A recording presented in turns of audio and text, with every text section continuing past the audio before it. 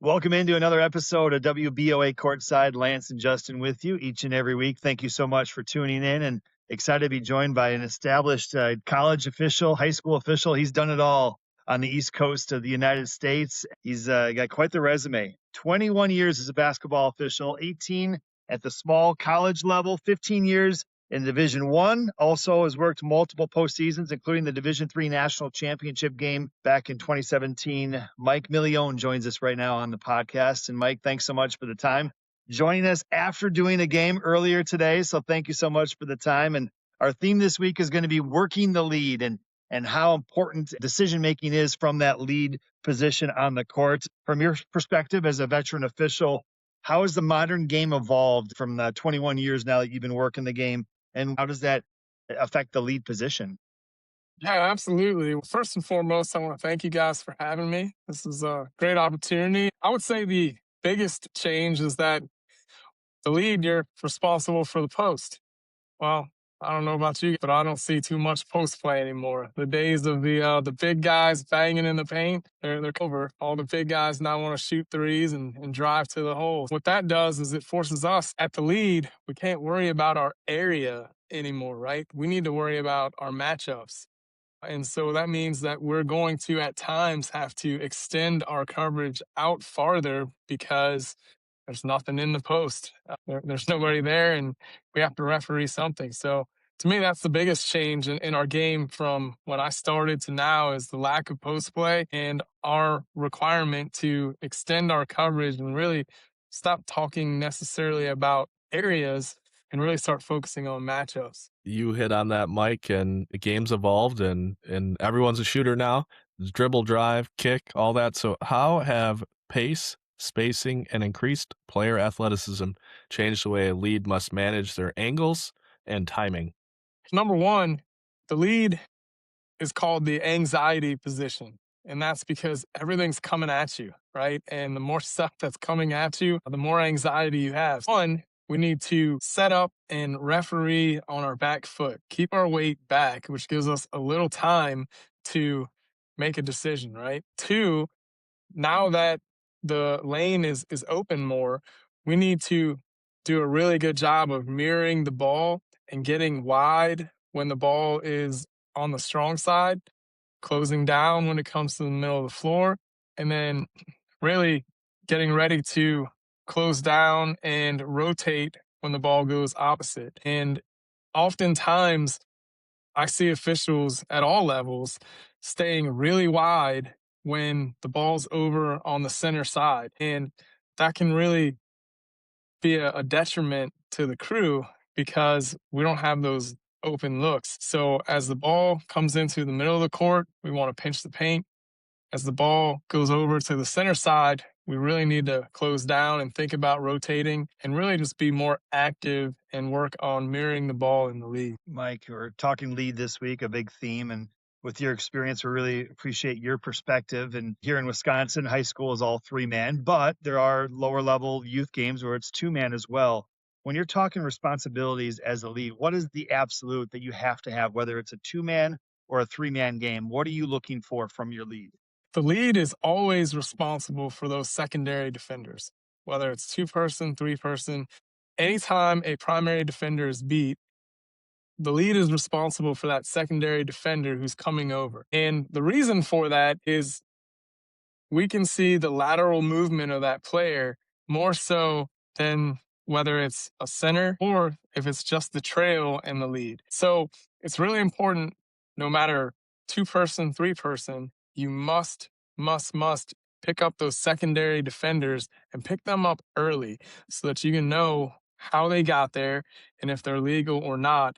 And when we do that, the game slows down and our calls are a lot easier. Mike, in 2017, you had the fortune of working the NCAA Division III National Championship game. You've worked the NCAA Division II Elite Eight, and last year, you were fortunate enough to be an alternate in your first NCAA Division I game. Those opportunities to be an alternate or games with an alternate are few and far between. So even in regular season 3-person games, there might be opportunities where you need to dust off in an unfortunate situation of an injury, those 2-person mechanics. And as officials progress, there is crews of 2. So With that said, in a two-person crew, what are some of the most common mistakes officials make in the lead position today? It's funny, I have a lot of friends this year who have been in situations due to injury that have had to work pretty high level games with only two officials. The funny thing is, we all should start refereeing two person. The whole basis and premise of the three-person system is based off the two-person. If you talk to a lot of the NBA guys that are teaching the game, they think it's a detriment if you haven't learned the two-person system and you go out there and you're only working three-person. But back to your question, Justin, the biggest mistake we make is in two-person, we don't move enough in the lead. Lo and behold, contrary to what everybody's going to tell you, you are allowed to rotate in two-person. Now, what that means, though, is that when the ball goes up the floor, you've got to hustle over and get back on the right side because the new trail to lead is not switching sides of the floor. You need to balance the floor back. But one of the biggest problems I see is that we just don't rotate in two-person. And then when we start getting three-person games, we don't know how to rotate, so we don't do it there. And now our coverage is off. We don't have the floor balance. We don't see the right angles. So I would say the biggest thing you can do, whether it's two-person or three-person, is learn to mirror the ball and get comfortable rotating and getting back. So you're saying, even though there's less post play, if there is post play opposite of the lead, it's okay to go over there and get a little closer and get a better look and have two officials on the same side during a two-man game. Absolutely. And to your point, Lance, there may not be post play, but if there are 6 or 8 players on the other side of the floor, all spread out all over the place, that's a great opportunity to go across because I don't care who you are or how good you are. None of us can referee 6 or 8 players without help. So one of the big areas that I find when I do go and work two-person is a throw-in, particularly now, especially with the 28-foot line, where they might stack that side of the floor. That's a prime opportunity just to start the possession with two referees on that side of the floor. So there's an area where officials can referee where the problems are going to be, and it's unlikely that they're going to start on the other side of the floor with the ball there, so we can make that go. Mike, you talked about that two-person foundation and really some of the NBA officials you've had the opportunity to cross paths and talk with of that detriment. So let's go there. When officials transition from two-person to three-person mechanics, what lead habits are hardest to unlearn to adapt from that 2 to 3 model and flip that on the head? Our training focuses a lot on primary coverage areas, right? One of the things when I was growing up, they would give us a blank picture of the floor and we had to draw our primary coverage areas and they were ingrained in our minds. Area, right? And so with two-person, your area is a lot bigger. So you're looking a lot higher on a regular basis. You're looking in the corner as they're taking jump shots. You're looking higher up as they're taking three-pointers. And so what I find is that when you initially transition to three, one, as I mentioned earlier, we're not used to rotating, so we don't rotate enough. And then two, a lot of times we stay on the ball longer than we should because our old habits are, oh, well, that was my area, so I need to look up there. And what happens is we have four eyes, two pairs of eyes on the ball somewhere where it's a 1-versus-1 matchup. And now people are in the post or cutting through the lane, getting beat up, bumped off their routes because our eyes are not where they're supposed to be. That's probably the biggest challenge is one, learning when to rotate. And then two, making sure that you're not watching out of your area too much when it's not needed. Veteran college basketball official Mike Milione joins us this week on WBOA Courtside. Gracious enough to join us after one of his games here as we record tonight. How did your game go? Anything unique? Any unique plays or a pretty status quo evening on the court? It was a highly competitive game. Both teams were fighting for position in their conference. We wound up being a double-digit game in the end. We had at least one flagrant, one foul. Potentially could have had another, but not sure it would have helped the game. It's just this time of year, everybody's jockeying, everybody's trying to get a higher seed for the tournament, and emotions are always high, and you've got to be ready. Managing the lead and being the lead are focused this week on the podcast. And Mike, when you have lead rotations, they've evolved in this 3-person system over the years. Why are those changes for proper coverage? Are those changes so popular and needed, right? Because you can't just do the same thing every year when you're the lead. Well, as the game changes, so do our coverages, right? Right now, the game is 3-point shots, it's screens, and it's cutters, right? And so if we work the lead like we did many years ago when I first started, and basically it was like get to a spot and then just turn your head, right? If we do that, all of those moving players, we're going to get stacked. We're going to get blocked. It's more important than ever for us to move for open angles at the lead. If you think about it, the lane from lane line extended to the sideline, and when the lead and the trail are in that lane, that's considered lane 1. Lane 2 is free throw line extended to free throw line extended, that middle area. And then lane 3 is lane line to the opposite sideline, right? What I've learned through Eric Lewis, who was a NBA referee and now is working a lot of college basketball and doing a lot of training. If you break the court into those 3 lanes, when the ball is in lane 1, that's the lane that you're in as the lead, get as wide as you need to get so that the ball is inside your shoulder, right? So if the ball's inside your shoulder and I'm looking out, now I can watch my area, but I can see the ball out of the corner of my eye. I don't need to watch the ball because the trail has that. But I need to know when that matchup, when he beats his defender, and I need to be able to pick up that secondary defender. If I'm nice and wide and have a big picture mentality, even in the lead, then I'm going to see that play. I'm going to be able to get to my secondary defender faster.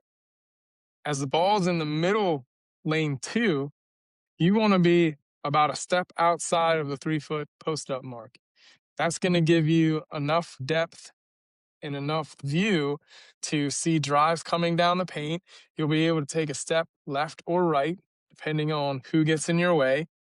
And then if the ball's in the opposite lane, lane 3, close down to the lane line, find a reason to rotate if it makes sense, or you're there and can take a step down and get depth if there's a weak side drive to the basket. So, those are not magic spots on the floor. They're a good guideline for a starting point in the lead. And then just like every other position on the floor, continue to move, continue to seek those open angles. So let's talk about using your lane concepts and the balls in lane 1. What are your indicators? What are your keys? And even as it moves into lane 2 of when to be wider and when to work towards the close down, what do those specific looks like when you do have that ball or potential drive matchup coming at you? First and foremost, what dictates where you go is open angles. So if you're looking at a matchup and you can't see the space between the offensive player and the defensive player, if your look is like this, you've got to go somewhere. And sometimes that's wider, sometimes it's deeper, getting depth on the inline, other times it's closing down. We want to referee as much as possible with an outside in look so that I'm outside looking in toward the basket as opposed to standing underneath the basket looking out. So that a lot of times dictates for us to get a little wider, but really it's knowing that there's 3 times we don't want to rotate, right? And that's on an immediate, if I'm going to rotate over, but there's an immediate shot that's getting taken, I don't want to rotate. If I'm about to rotate over and there's an immediate drive from the opposite side, don't rotate. The reason is, again, if you're rotating on a drive, you're going to get stacked. If you're rotating on a jump shot, now our rebounding coverage is compromised because everybody's moving. And if somebody doesn't pick up that rotation, then we're in trouble. The other time is anytime the ball is immediately dumped down into the opposite post and they're about to make a move, We don't want to rotate while they're moving. Again, we're going to get stacked. And then a lot of times when teams are playing zone, we're going to rotate less because they're just passing the ball back and forth, trying to find out where they've got the opening. And so if they're just passing the ball back and forth, moving it around, we don't want to continually ping pong across the end line because that's going to, again, compromise our crew's ability to cover the play. So those are the immediates when we don't. Any other time, look for a reason. A reason might be there's 4, 6 players on the other side. I need to go. It might be there is a post player. They're going to the other side. I'm going to go follow them. It might be, hey, that guy over there on the other side of the floor scored 20 points already in the first half. We know he's getting the ball, so I'm going to get over there and make sure that we don't miss something obvious, right? But really, the ball and your angles are going to dictate where you go. And anytime you don't have an open look, go somewhere else. There's no magic spot. You've mentioned that the game has changed a lot in your 21 years officiating basketball, Mike, but are there those non-negotiable immediate reads or plays for the lead that have not changed over the years that does require you to get over there right away? Yeah, I mean, especially when there is post play, it's imperative that we get over to that side of the floor so that we can make sure that it's legal. A lot of times we hear about the game's too rough, right? And most of the time, the game's rough in the paint area. Even if it's not a post player, it's cutters, it's rebounds, it's putbacks, it's plays at the rim. So whether or not you have somebody that's a true center anymore, those plays are still going to happen. We're still going to have rebounds. We're still going to have cutters. We're still going to have screens in the paint. And also, as the ball gets closer to the rim, more bodies get congested in there. And if we're too wide on those plays, we're just looking through backs and arms and we're guessing. When we have all those bodies in there, we've got to move to try and find that right spot where we can see between the players and see the point of contact on those plays. Let's go into the lead rotating from one side to the other. What's that movement? What's the pace? Is it a walk? Is it a speed walk? Is it a run? How do you dictate and differentiate when those are needed? Ideally, it should almost never be a run, right? Now, why? Reason being, if you're walking down the street, right, and you're browsing around, walking calmly, you can pretty much see everything, right? Your eyes, they're moving a little bit, but it's pretty steady, right? Well, when we run, our eyes bounce a whole lot more. And so as our eyes are bouncing, we see things that may or may not actually be reality, right? And so anytime that we're running or moving quickly and our eyes are bouncing, we can't really trust what we're seeing. However, if we move at a smooth pace, a smooth gait, our eyes are not moving or bouncing, they're moving, and what we see is more reliable, right? So you want to rotate with a sense of urgency. You don't want to walk like you're strolling through the club, looking at telling everybody, look at me. You don't want to run, but you want to, I would say, if you're late, you probably want to speed walk. If you're on time, then you want to walk with a purpose. It's not a stroll, it's not a speed walk, but there's a little. It's a very efficient walk that tells everybody that you have some effort, urgency, and you're moving with a purpose. Mike, how should the lead prioritize rebounding action, secondary defenders, and weak side drives to the hoop in today's game? I mean, all three of those can cause a lot of issues if you're not prepared for it. We'll start with secondary defenders first. They're your ultimate primary responsibility.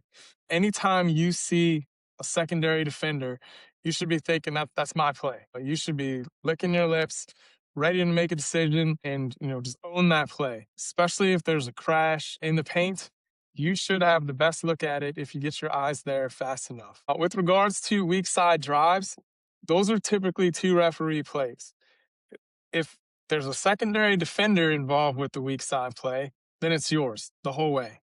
If there's not, and it's a primary defender, then you are going to protect the center's front side, meaning any kind of swipe down, any kind of thing on the front side of that offensive player, the center can't see. So you're going to protect the center's front side and take anything on the front side that he can't see. Conversely, you're going to stay away from anything on the back side. The center, if there's a push in the back, if there's a trip in the back or something like that, or there's a defender that comes from the backside, the center's going to have that. In order to see that play best, again, you've got to pinch the paint, maybe be lane line extended on your side, and you may have to take a step or 2 deep to get depth. Now, when I say depth, I don't mean get in the middle of the lane out of bounds and stand in no man's land, right? That's not a good habit that we want to get into. We want to be as deep as we need to be, but we don't want to be in the middle of the lane in kind of no man's land. With regards to rebounding, the lead is going to have strong side rebounding. That's just a fancy way of saying you got the rebounding on the side of the floor with you and the trail. The center is going to have weak side rebounding. Again, it's just a fancy way of saying he's going to take rebounding on the center side of the floor, right? The trail is kind of our safety net. They're going to have anything obvious that the lead or the center miss. Now, all that's good and well, but if there's no matchups on the strong side, you don't just take the play off. So find the closest active matchup in your area. If there's nothing in your area, find the next closest active matchup somewhere else, because typically we only have 2, sometimes 3 active rebounding matchups. And so if all 3 of us find the one that we're responsible for, we're going to be in pretty good shape rebounding wise. How does a strong lead movement and presence improve trust, communication, and decision-making within the crew? The lead's the quarterback, right? 99% of the time, the lead is going to dictate our rotations. He's going to dictate our coverage. So a good lead is going to constantly put the crew in the best possible position to cover all of the matchups on the floor. Now, there are times when, we have a very high center matchup and the center feels that they need to go high. Well, if the lead's paying attention, then hey, let the center in that case dictate that, hey, I'm going to come over. I might not have come over for whatever reason, but I see that center going really high out towards midcourt. I'm going to come over to, again, balance the floor. As a lead, I should be aware. Do you guys play with the shot clock in Wisconsin? We do not. No. Okay, that's fine. So that's actually a little bit easier because you don't have to worry about rotating late in a shot clock period and having the crew compromise for rebounding, right? If and when you do referee with the shot clock, right? Rule of thumb, once we get to 5 to 6 seconds on the shot clock, we typically don't want to rotate. Again, it's all about, we know 5 or 6 seconds, that shot is imminent, and we don't want that shot to come and we're rotating and now our rebound coverage is off, right? But at the end of the day, the stronger your lead rotations are, the more accurate and positive coverage we're going to have as a crew, and we're going to be able to get plays right. Veteran basketball official Mike Milione, our guest this week on WBOA Courtside, talking about the lead position, focusing on that this week here on the podcast. And Mike, as we wrap up, what advice do you want to give an official who wants to be a trusted high-level lead official on a big-time playoff game, postseason game, championship game. What advice would you give them as they try to get better and move up? So first and foremost, I would say you got to trust your training, right? And the only way to improve is with reps, right? And it doesn't matter if you're working 2-person, 3-person, you can work the lead the right way and build a solid foundation so that when you get that opportunity, you're not thinking, oh, well, how do I rotate? Where do I look? That's all already done. It's in your subconscious. All now you have to worry about is the play in front of you, right? So, first and foremost, trust your training. Then slow down.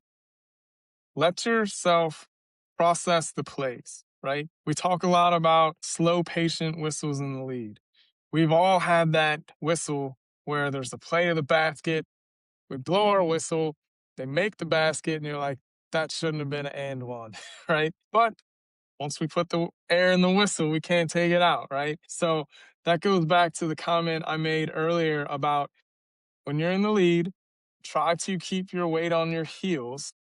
It gives you an extra half a second to process the play and then make a decision. Work 2-person, 3-person, mirroring the ball, get your angles, go where you need to go to get the best look. And then when you put all of that stuff together, your whistle is going to slow down, and now you're going to be consciously making decisions versus just reacting to contact and plays. If you're standing in the lead and you're like, man, all this stuff is coming at me really fast and it feels like the game is speeding up, you might be too close and may need to get a little wider.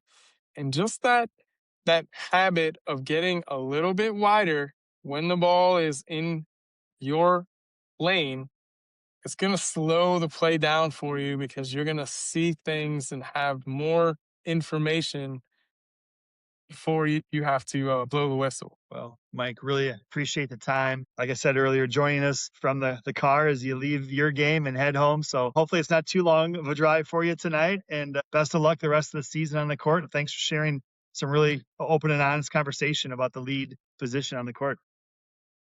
Hey, it was my pleasure. Thank you for having me. And, if I can ever do anything for you or anybody else, feel free to reach out. Thank you so much. That's Mike Milione, our guest this week, college basketball official, joining us to talk about the lead position. That will do it for this week on the podcast. WBOA Courtside, produced by the Wisconsin Basketball Officials Association. You want to learn more about us and how you can become an official on the basketball court for next season? Let's check out our website, wisboa.net, and learn more. Of course, the opinions tonight of our hosts and guests do not reflect the opinions of the WBOA. For our executive producer, Josh Mansky, for Justin Marion, I'm Lance Lusenegger. Thanks for tuning in, and we'll talk basketball with you again next week right here on WBOA Courtside.